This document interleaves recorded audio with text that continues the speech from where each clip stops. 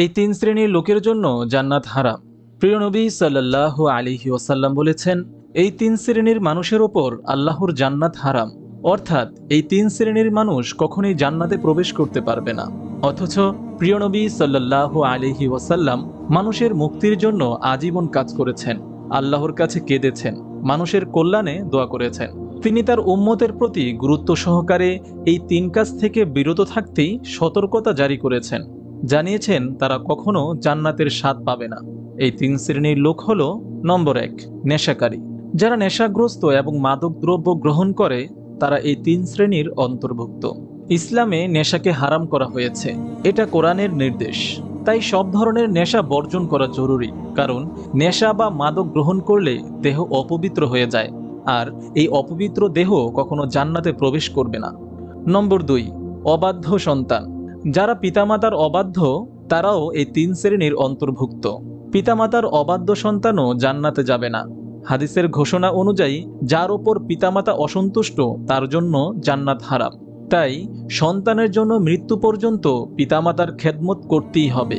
পিতামাতাকে কোনোভাবেই কষ্ট বা পরিত্যাগ করা যাবে না।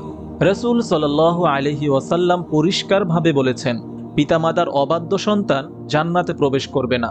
আল্লাহ তাআলা আমাদের সবাইকে পিতামাতার আনুগত্য ও বাধ্য সন্তান হিসেবে কবুল করুন। নম্বর 3, দাইয়ুস। দাইয়ুস হলো ওই ব্যক্তি যে তার পরিবারে পর্দার প্রথা চালু করেনি।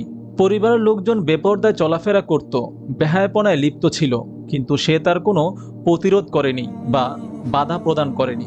পরিবারের কর্তা হিসেবে বেপর্দা বেহায়াপনা বন্ধ না করার জন্য এই শাস্তি পাবে সে।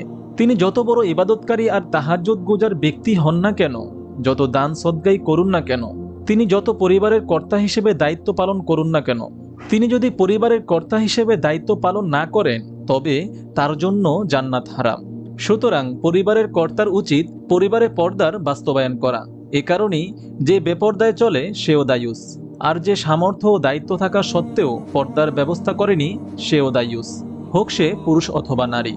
আল্লাহ তাআলা মুসলিম উম্মাহকে নেশামুক্ত পরিবার ও সমাজ গঠন, পরিবার পরিজনকে বেপর্দার অভিশাপ থেকে হেফাজত করুন, আমিন।